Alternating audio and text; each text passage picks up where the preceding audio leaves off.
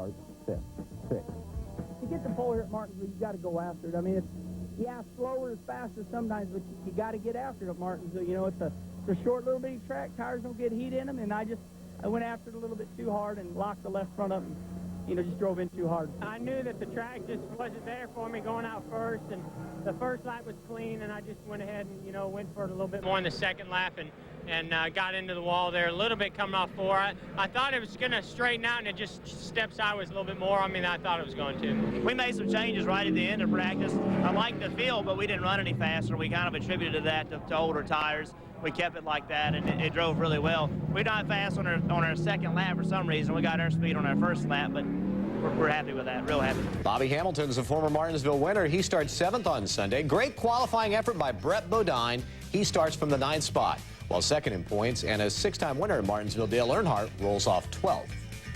We was a little happier with that than what we had practiced at, and I like to run down in the 80s, but we're okay. I usually qualify 30-something here. I have in the past, so we're pretty happy with that, and I think we can race them from here. Right before we went to qualify, Dale Jarrett had gone out, and our cars were close to being the same speed in practice, and we got word back that it was a little bit tight front end push, so our guys freed our car up a little with air pressure. I'm glad they did, because it still pushed on top of that. So I think we're good. It's just a matter of how lucky of a lap you get in. We were fortunate enough to get one pretty decent lap, and then we really went for it on the second lap, and we were terrible. But I think we got a pretty good qualifying run considering where our practice sheet was, and we'll race from there. We're okay. Winston Cup point leader Bobby Labonte, who's averaging about a 17th-place finish at Martinsville, qualified in the 14th position at 94.784 miles an hour. And check out old DW. He's won 11 times at Martinsville and starts Sunday from the 18th spot. Rick Mass missed the field for the first Martinsville race this year. He starts 19th this time around. Casey Atwood makes his second Winston Cup start from the 22nd spot as the top 25 drivers locked in spots on Friday. Well, we slowed down a little bit from practice, but, you know, I'd have liked to be a little faster, but hopefully that'll get us in pretty decent. But, you know, like I said, we went a lot faster than that in practice, so maybe the track slowed down, maybe everybody else slowed down too. The guys did a good job. You know, we went out there in new tires. I think I told the guys, let's just go out on stickers, but I think we probably should have scuffed them.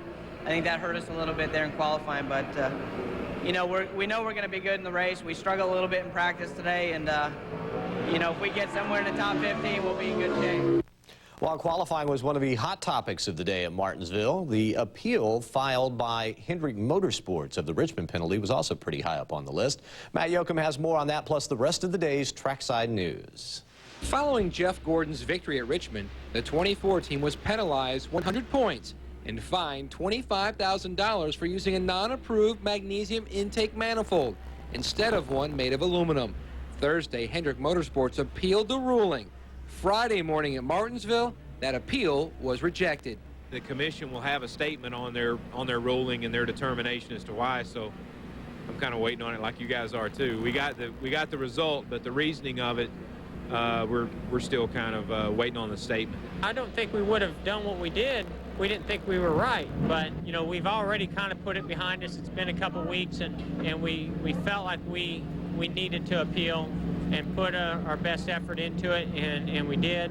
And, you know, we knew that no matter what happened, you know, the results are what the results are, and that's what we have to live with, is that decision that was made, and go on. There's so many teams that were running this stuff. It's just, you know, it's like I said, the best analogy I gave was earlier. When I was growing up, I used to swim in my neighbor's pool, and if he thought I did something wrong and I didn't, all I said was, thank you, sir. And that's the way I'm going to leave it. Martinsville will be the site of Casey Atwood's second Winston Cup appearance.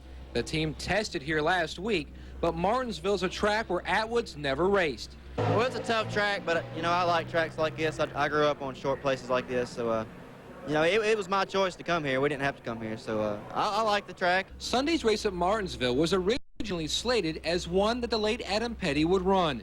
This weekend, Kyle Petty is here to race the 45 car. The idea is to give the team a chance to gel as a unit before racing Winston Cup full-time in 2001. You know, we always talk about going to Daytona cold turkey. Man, it's tough to go to Daytona, the biggest race of the year, cold turkey. This gives us an opportunity with this team to run a couple of races, although I think they're above that, but it does give us an opportunity to do that. 4 weeks ago, NASCAR approved the 2001 Dodge Intrepid body templates. On Wednesday, the Dodge boys moved one step closer to Daytona. They submitted for NASCAR's approval their proposed engine package for next season. NASCAR officials have stated there's no set deadline for an approval. But keep in mind, it took 10 days to reach a final answer on the templates. In Martinsville, Virginia, I'm Matt Yoakum, ESPN. Checking out more of Friday's first-round qualifying results from Martinsville. Kyle Petty, 27th overall in the 45 car. You just heard from him. Dale Jarrett turned the 31st fastest lap. Dale Earnhardt Jr. wound up 32nd, 94.251. And Rich Bickle, who's in the 60 car this weekend, second fastest in practice, 35th fastest when it counted. Still to come on RPM tonight, we'll introduce you to the men behind Bobby Labonte's success. And when we come back, we'll check out the day's big stories from Houston.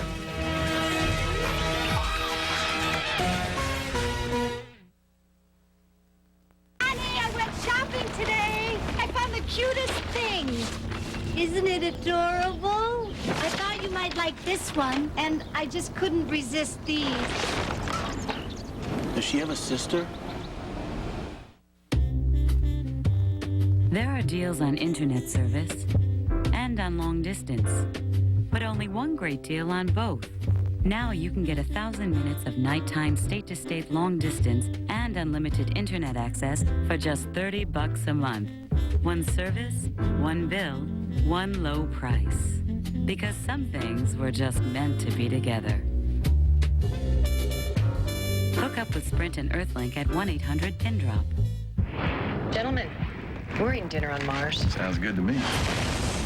It will shock you. We're on target. It will grip you.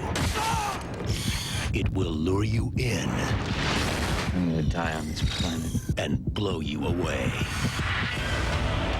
Val Kilmer, Carrie-Anne Moss, Tom Sizemore.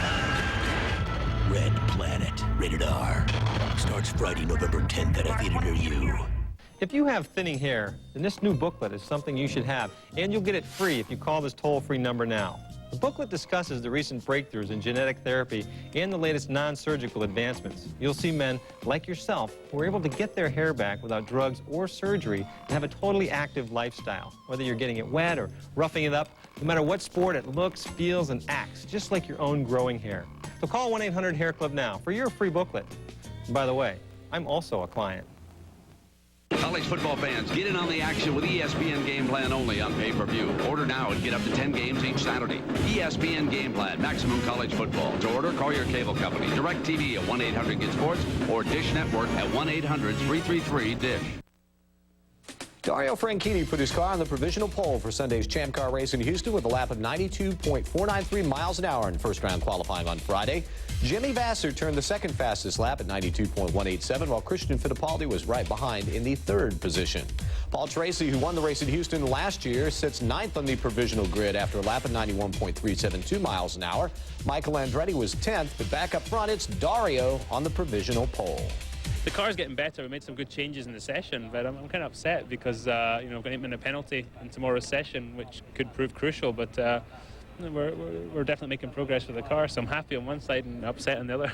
I was happy on the first run. The car was a little bit worse than the first run, a little bit harder to drive, but the track conditions were better. I was definitely going to go quicker than my first run.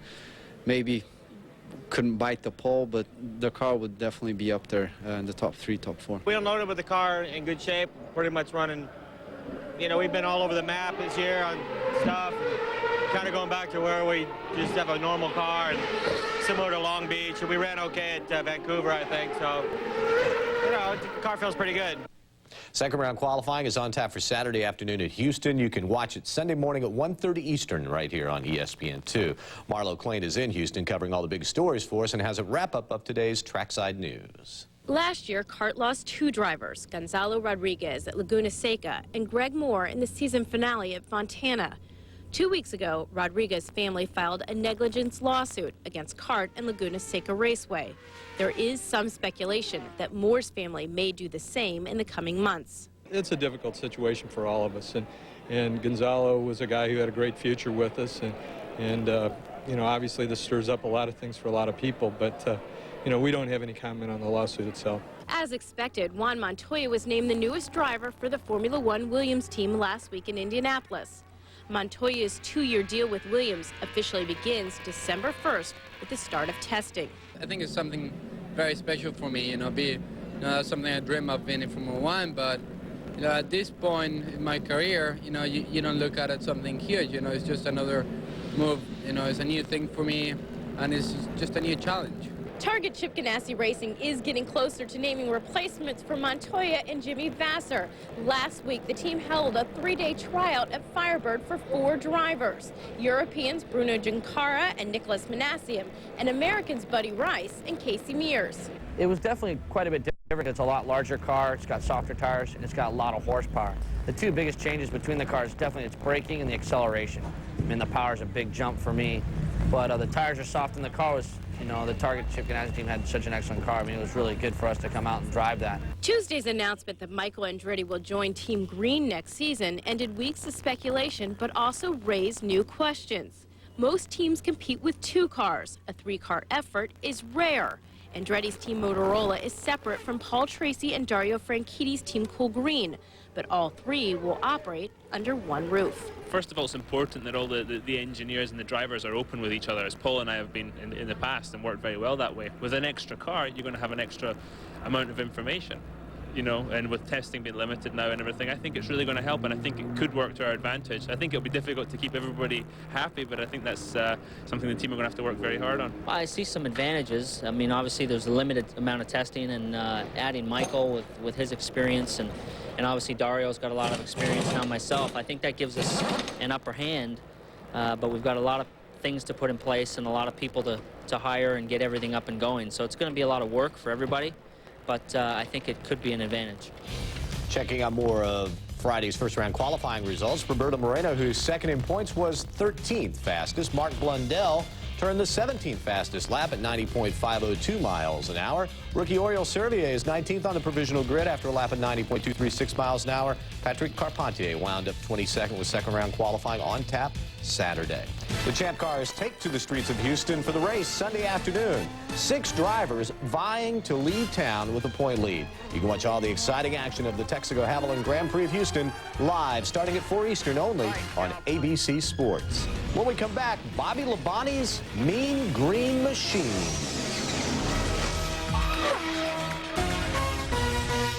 You're not home by 7 o'clock. Tom and I are running off together. He longed to live the good life. Poor Tom. So he took someone else's. Where's Dickie? An in-demand world television premiere. You have Dickie's rings. I can explain. Matt Damon, Gwyneth Paltrow, Jude Law. Well, whatever you do, however terrible, nobody thinks that they're a bad person. The talented Mr. Ripley is in demand. Pay-per-view for the demanding viewer. You rule. You know what you want. Groundbreaking originals. Blockbuster movies. Outrageous comedies. Award-winning dramas. Cutting-edge sports. Now you know where to get it. FX. When we saw athletes signing musicians for agents, we weren't surprised. We've been doing it for years. I really have great plans for you. You're a talent. I know, but when you go into management, you start singing that gambler song, and it takes the edge off. This look, the tie, the jacket. I can't sell this, man. You shouldn't be asking, what are we going to give Carl? You should be asking, what aren't we going to give Carl? They thought you were the pitcher. Oh. Because without Carl, you have got nothing. Did you hear that? Nothing. Bobby Labonte carries a 249-point lead over Dale Earnhardt into Martinsville this weekend as the chase for the NASCAR Winston Cup continues. You can watch all the fender-banging action of the Napa Auto Care 500 live Sunday afternoon starting at 1 Eastern over on ESPN. Crewmen are not the heroes of the sport. Instead, they are the hearts. Hidden alongside the most hectic road in racing, they work with the anonymity of an offensive lineman. Now, led by a Super Bowl winner, the 18 crew is closing in on its first Winston Cup title. But for them, game day is just another day. We're trying really hard to keep it a business as usual type of atmosphere. To, focus on our jobs, focus on the day at hand, and don't get caught up in and things that could possibly distract you from doing your job. I mean, we think about it, but we're not changing motor combinations to be safer. I mean, we're still going for the most horsepower we can, still going to go tune them up just like we always do for gas mileage and for performance. And we'll let the good Lord above guide us which way we're supposed to be from there. As far as the everyday pressure at the racetrack, I don't think it's any different. You race from the minute you walk in the gate to the minute you walk out of the gate, you know, and so it's always that. That's the fun part of this deal. The hard part is making sure all the bolts and nuts are tight and everybody's doing what they're supposed to be doing at the right time. And that's the most critical moment. This team got their Sunday morning wake-up call on a Saturday night at Richmond when a power steering fitting failed late in the race. A fitting the team knew should have been replaced. The part that was supposed to be in the car was in my briefcase. It should have been on the car. I just flat missed it. We were working real hard at trying to get Jack's throttle shutdown system on the car. We were having a little difficulty getting that to work, and I flat missed it. That's what the wake-up call was, and it did sharpen my senses completely. And I hope that other people were able to take something away from my mistake, too. It's like, well, we are human. We do make mistakes. No one's fault. We all, in this before, we all win together, we all lose together. Pit road guys, shop guys, car guys. Even the driver can make a mistake. But we've all learned, I think, as a team, we win together, lose together. The Interstate Batteries team isn't thinking about pressure. Instead, they have turned their attention to every piece and every part on their Pontiac. The pressure for me is here at the shop when we're getting the cars ready, and you're like, you used to, you double check everything, and now you're triple checking everything, and you're going to the point, well, we used to run this part 4 races and get rid of it. Now this part's got 2 races on it. Do we really want to take a chance, So, I mean, the pressure is constant here in the shop, just the preparation of the car. We have a statement where we on our toolbox, 110%, and I would say maybe we're at 120, 125. We get paid to do a certain job. Everyone has a responsibility, and the pressure of that job is just making sure that you do it correctly. And if you give 99%, you're probably not going to win the championship. Winning that championship requires surviving 3 demanding days at a racetrack. When is the throw-up factor at its peak? Probably the times when I am the most volatile will be on a Friday when we unload off the truck and we are just absolutely out to lunch. And then happy hour, you're into the final adjustments of the car. You've got to find some boundaries of what the car likes. So that's a pretty pressure-packed hour of practice. Sunday's tough because you want everything that you're assigned to do, every little thing could make or break what we do. I think maybe 20 or 30 minutes before the race starts on Sunday, you start thinking about things that could go wrong or might go wrong or something you might have missed. The car's already out on the line, so you can't go look at it again. First 50 laps of the race for me. Come Sunday, I pace from halfway through the race to the end of the race. Motors today shouldn't be doing what they're doing, really. We got the best parts that we can buy, but the poor guys that develop these motors, I'm sure they're rolling around in their graves thinking about what we're doing with them. Because you think about a valve opening and closing over 75 times a second. They shouldn't be living like they do. So anything could break at any time. That's why I pace a lot, and I get nervous about it. It's just, you don't know what's going to happen. So. When we come back, the next generation takes over as our look at the Wood Brothers racing team continues.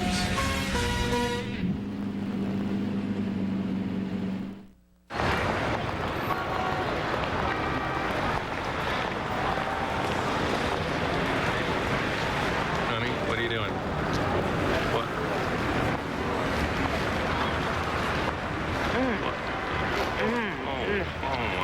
Oh my God, no. There's just something about the taste of Quiznos. Try our new Black Angus steak sandwich, toasted to perfection in our oven. Quiznos, it's that good. The same passion and dedication that drive our racing programs also drive the way we create parts for high-performance vehicles and high-performing vehicles like yours.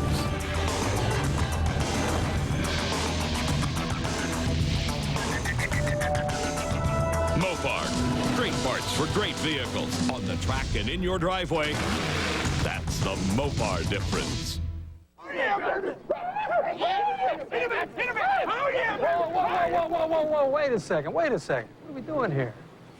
Are we kidnapping the rival's mascot here? That's the kind of football spirit I like to see, but if you really want to show them, take a few of these mice I've dyed your school colors. Drop a few of these babies in his costume and see how he likes that.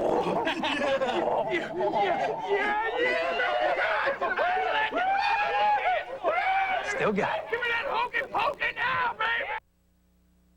The NHRA is in Topeka, Kansas this weekend. Kenny Bernstein led the way in first-round qualifying for the top fuel division. Bernstein tripped the clock in 4.664 seconds, top speed 311.63 miles an hour.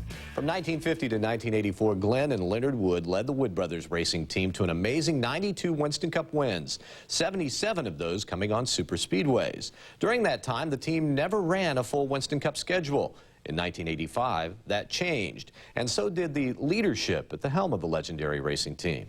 Matt Yoakum has more in part 2 of our look at the history of the Wood Brothers.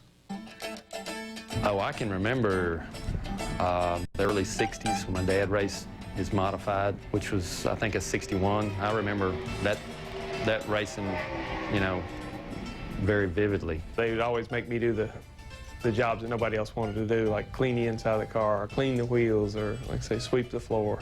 You know, like I say, we've been around racing all our lives, and we don't know anything different. By 1985, it was time for a new set of Wood Brothers to take charge. Eddie and Len took the reins of their father's race team. The sport was becoming a totally different animal than what their father and uncle had dealt with, and the days of running a partial schedule were over. From 1985, it's like we started over again when we started running all the races. Basically, then it was, we were at a point we were going to have to either get in the racing business or get out, because you couldn't get the money to run a limited schedule. You know, everybody wanted to run the full deal, and so that's what we had to do, and, you know, fortunately, it worked out. The checkers are down. Kyle Petty has won it. From 1985 to 1988, Kyle Petty won 2 races and finished in the top 10 in points 3 times. The team won just 2 more races over the next 7 seasons, 1 each with Dale Jarrett and Morgan Shepherd. 3 years from 1996 to 1998 with Michael Waltrip produced a win in the Winston, but only 1 top 5 finish in 95 points-paying races. It was time for a change. In 1999, Virginian Elliott Sadler arrived, along with crew chief Mike Beam from Bill Elliott Racing.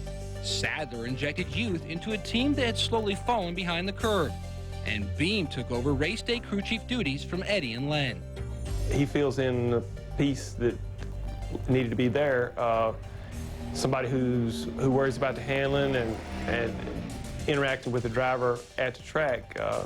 We've got other things to do. I keep up the engine side, Eddie keeps up with the sponsor side, stuff like that, and we needed another person. As the team tries to battle back to contention, they do so with a young driver. Every glimpse of hope seems to be met by a stroke of bad luck. But for the first time in a long time, those glimpses of hope are there.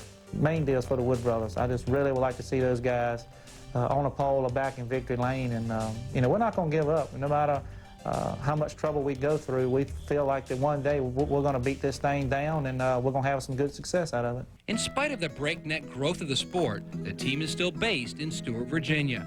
Every day, someone is on the road to Charlotte for parts and personnel. Every day, marketing and technical advice from Jack Roush is improving the outlook at the shop. And every day, 2 generations of Woods still have lunch at Glenn's home.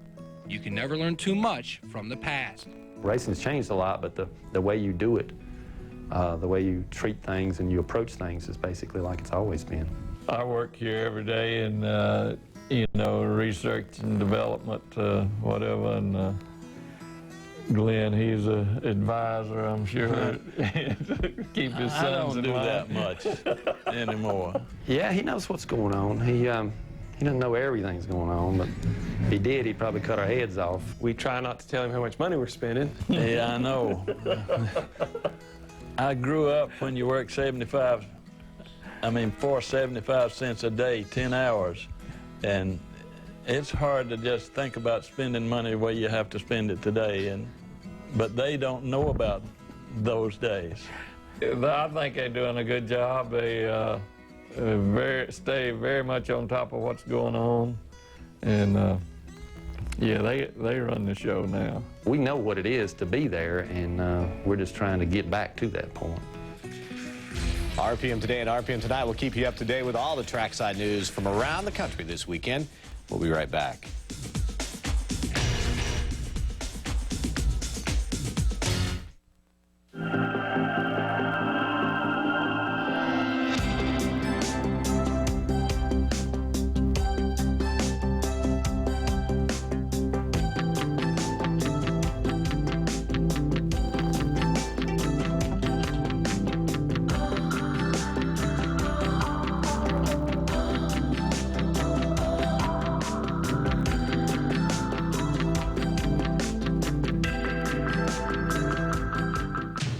Treats everybody the same way. And if you're not prepared for it, it can be miserable. I have to have a good boot. With Wolverine DuraShocks, comfort is a guarantee. Imagine a place that understands you'd rather be doing anything on Saturday other than fixing your faucet. A place that knows you can't spend half the weekend shopping for your weekend projects. True Value. For the jobs you do most and look forward to least. Because the sooner you get done, the sooner you can get back to this thing called your life. True Value. Help is just around the corner.